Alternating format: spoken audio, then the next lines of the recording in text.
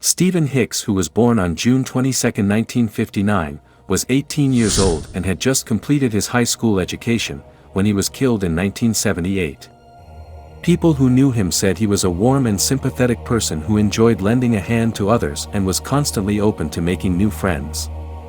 Additionally, he was not a fan of violence and avoided hurting others, whether they were people or animals. It was kind of difficult to understand his sudden disappearance and death.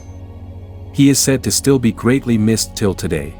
In the summer of 1978, Jeffery Dahmer was loving life because he had just obtained his high school diploma and had the house to himself since his parents were out of town.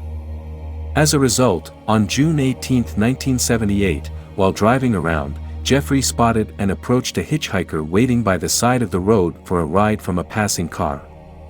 The man, who identified himself as Steven Hicks, told Jeffery that he was heading to a concert at Chippewa Lake Park, Ohio, but Jeffery lured the hitchhiker with beer and persuaded him to get in the car and go with him to his house first, promising to drop him at the concert later, after realizing that he might be able to easily manipulate Hicks.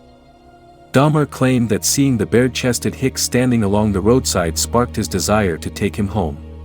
When they arrived at Jeffery's residence, he and Hicks started talking and drinking beer while enjoying music.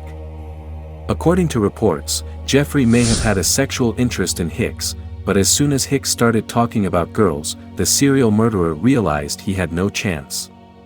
Over time, Jeffery's actions became extremely uneasy, and Hicks eventually requested that he take him to the performance as promised. However, refusing to let the man go, Jeffery struck Hicks twice in the head from behind with a 10-pound dumbbell, knocking him out.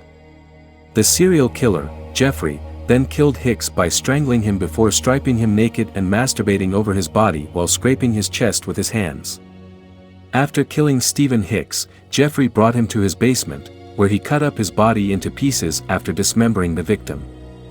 Jeffery collected the remains and buried them in a shallow grave at his backyard before clearing the crime scene of any signs of evidence. Jeffery was said to have dug up the remains several days later and meticulously separated the flesh from the bones because he was still dissatisfied with how he had handled the body.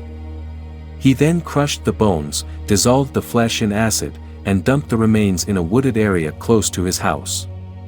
The acid that was used to dissolve Hicks' flesh was also flushed down the toilet.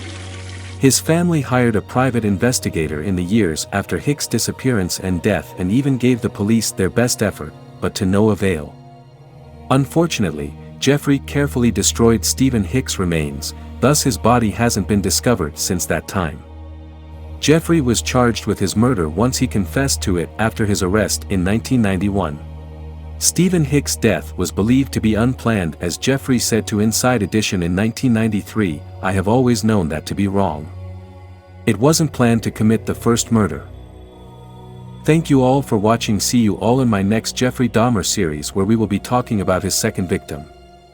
Do not forget to like, share, subscribe and turn on your post notification so that you will be the first to know when there is a new video.